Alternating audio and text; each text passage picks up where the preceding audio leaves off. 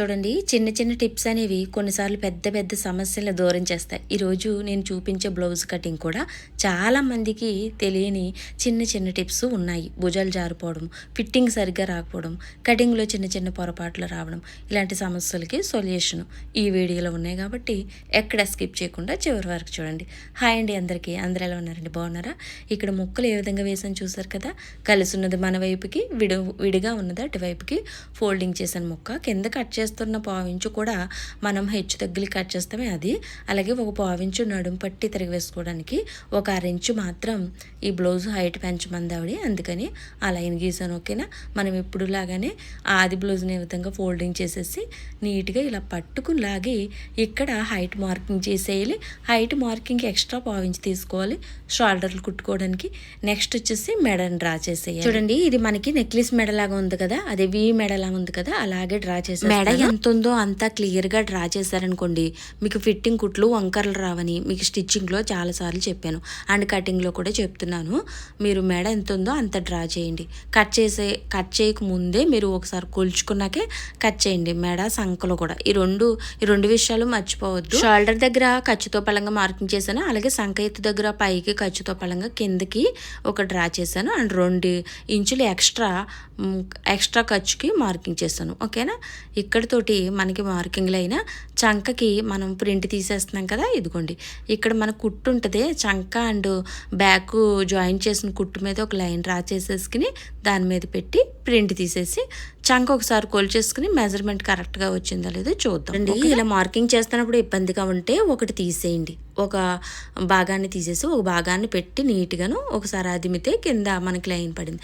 ఆ లైన్ ప్రకారం రౌండ్గా ఒక కరువు తిప్పేయండి. కరువు తిప్పేసిన తర్వాత మళ్ళీ మీకు అవతల వైపు కరువు ఏంటి, ఖర్చు కరువు, అది కూడా తిప్పేసుకుంటే ఒకసారి బ్లౌజ్ తీసుకొచ్చి ఇలా చెక్ చేసుకోవాలి. మెడ కూడా అంతే, ఇలా చెక్ చేసుకోండి.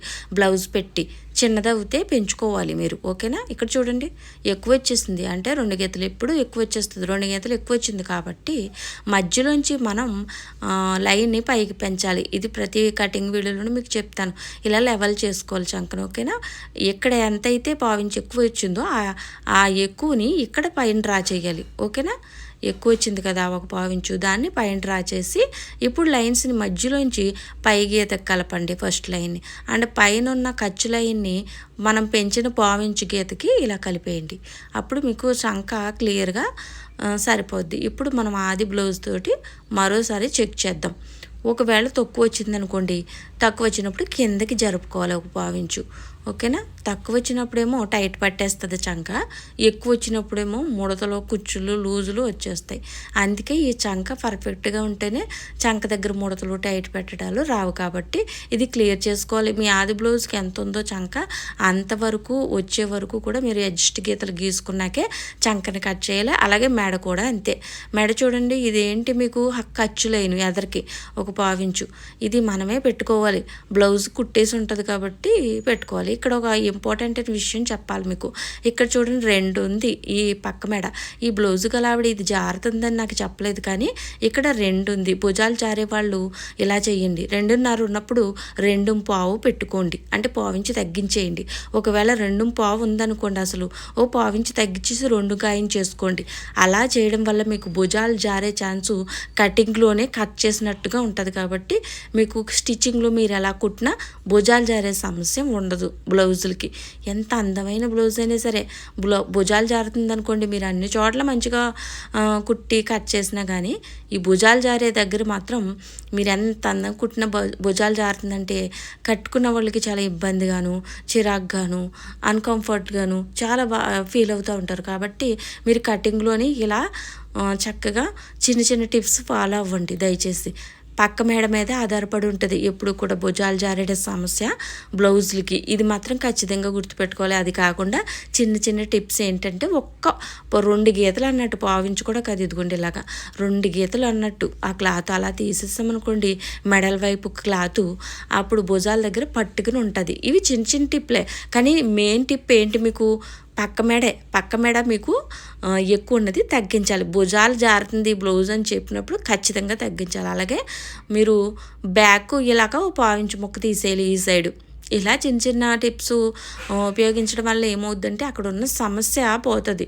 ఇది ఎందుకు తీస్తున్నాం మనం, ఈ పావించు కూడా మధ్యలోంచి తీస్తున్నాం మనం.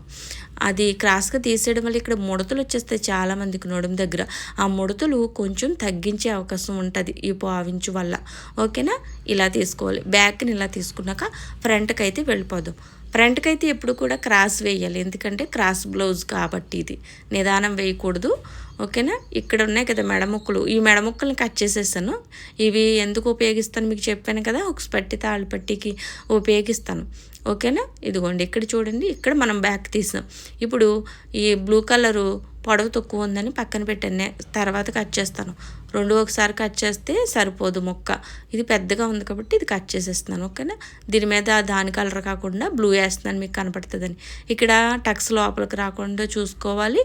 అండ్ ఇక్కడ చూడండి ఇలా క్రాస్గా వేయాలి. ఇక్కడ చంక దగ్గర నిదానం ఉన్న వైపు చంక అలా పెట్టినప్పుడు అది నిజమైన క్రాసు, మంచి క్రాస్ తిరిగి బ్లౌజు షేపు పట్టినట్టు కుదురుతుంది. ఓకేనా, ఇక్కడ మీకు ఆల్రెడీ తెలుసు కదా, చంక ఎలా ఉంది, షోల్డర్ ఎలా ఉంది, మెడ ఎలా ఉంది, నడుము ఎలా ఎక్కడి వరకు ఉంది, ఇవన్నీ మార్కింగ్లు చేసుకోవాలి. అలా చేసుకుంటే మీరు ఊరికే ఎన్ని మార్కింగ్లు చేసినా అవి జరగవు. మీకు అక్కడ వరకే ఉన్నాయి వెడల్పులు, ఇక్కడ వరకు ఉన్నాయి కొలతలు అని చూపించడానికే ఆ మార్కింగ్లు. నెక్స్ట్ పైన పావించి మార్కింగ్ చేసుకుని దాని మీద ఇలాగా ఎదర మెడను పెట్టేసుకోవాలి. అది కూడా హుక్స్ పట్టి ఉన్న ఫ్రంట్ అని తీసుకుని ఈ విధంగా సరి చేసుకోవాలి. ఇక్కడ చూసారా, నడుముకి ఏదైతే గీత గీసామో లైన్ దాని మీద నిలబెట్టి పైన ఒక మార్కింగ్ చేసుకుని పైన ఇంకో మార్కింగ్ చేయాలి. ఏంటది, ఖర్చు లైను, మెడ కుట్టుకోవడానికి ఖర్చు అన్నట్టు ఎక్స్ట్రా పావించి తీసుకోవాలి. నెక్స్ట్ మీరు పట్టి కొలతకి ఇక్కడికి వచ్చేయండి. ఇక్కడ చూడండి, ఈ లైన్ అవతలకి వెళ్ళకూడదు, యువతలకి వెళ్ళకూడదు. ఈ పట్టి లైన్ మీద నిలబెట్టాలి. ఇప్పుడు చూడండి, ఇక్కడ క్రాస్ బెల్ట్ ఉంది కదా, అక్కడ మార్కింగ్, మరి మనం డాట్కి వేసుకోవడానికి ఖర్చు, అలాగే క్రాస్ బెల్ట్ అండ్ ఫ్రంట్ కలిపి కుట్టడానికి పావించుకోవచ్చు. చాలామందికి ఈ పట్టి పెద్దదైపోతుంది అంటున్నారు. అలాంటప్పుడు మీరు ఏం చేస్తారు చెప్పనా, కుట్టేసిన తర్వాత అంత వస్తుందని చెప్పాను కానీ ఇదిగోండి ఇంత పావించిని ఇది తీసేయండి, ఇది తగ్గించేసుకోండి. కటింగ్లోనే తగ్గించేసుకుంటే మీకు ఏమవుద్దంటే, అంటే కొలతలు ఇంతవరకు ఉన్నా కానీ మీరు తగ్గించేయండి. పెద్దగా వచ్చేస్తుంది, పొడవుగా వచ్చేస్తుంది అంటారు కొంతమంది. తగ్గించేస్తావు పావించు, మీకు కొంచెం తగ్గిపోద్ది. ఓకేనా, పట్టి అలా తగ్గించుకోవచ్చు. నెక్స్ట్ వచ్చేసి ఫ్రంట్ సంకెత్తుకి మనం పైన ఒక ఖర్చు మార్కింగ్ చేసుకుని కింద క్రాస్ బెల్ట్ ఎక్కడి వరకు ఉంది అక్కడో మార్కింగు, ఖర్చుకి ఎక్స్ట్రా పావించి తీసుకుని పైకి లైన్ గీసేయాలి. మనం ఇందాక లైన్ గీసుకున్నాం కదా, ఇక్కడ ఆ లైన్ అటు ఇటు వెళ్ళకుండా దాని మీద రావాలన్నట్టు గీత.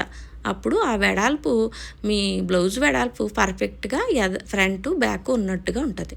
ఇక్కడ చూడండి, షోల్డర్ మధ్యలోను అండ్ కింద పెద్ద డాట్ దగ్గర పట్టుకుని ఇలా ఫోల్డింగ్ చేసి నీట్గా ఇలా పెట్టేసుకోండి.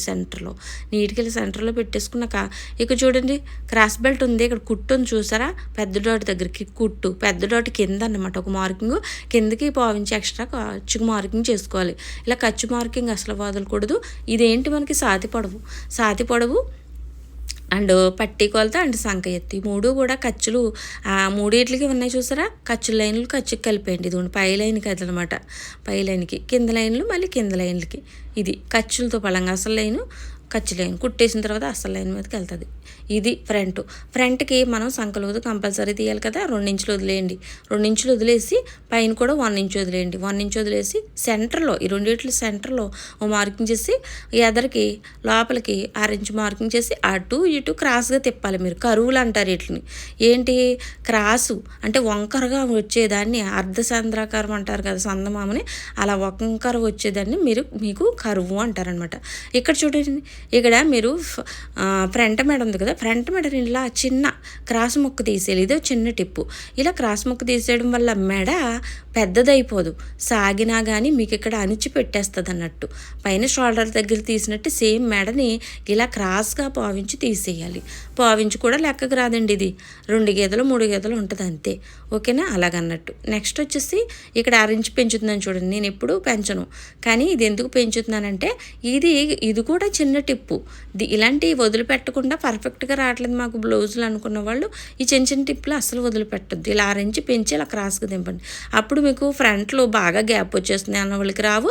అలాగే పెద్ద డాట్ మధ్యలో వేస్తారు కదా, పెద్ద డాట్కి మీరు సైజుని బట్టి ఈ పెద్ద డాట్కి ఎంత క్లాత్ కావాలని తీసుకుంటారు. అంత క్లాత్ మీరు ఎక్స్ట్రా తీసుకునే అవసరం లేదు. ఆ చివరన ఒక 6 ఇంచు తీసుకోండి చాలు. పెద్ద డాట్ కోసం కాదు తీసుకోమంట 6 ఇంచు.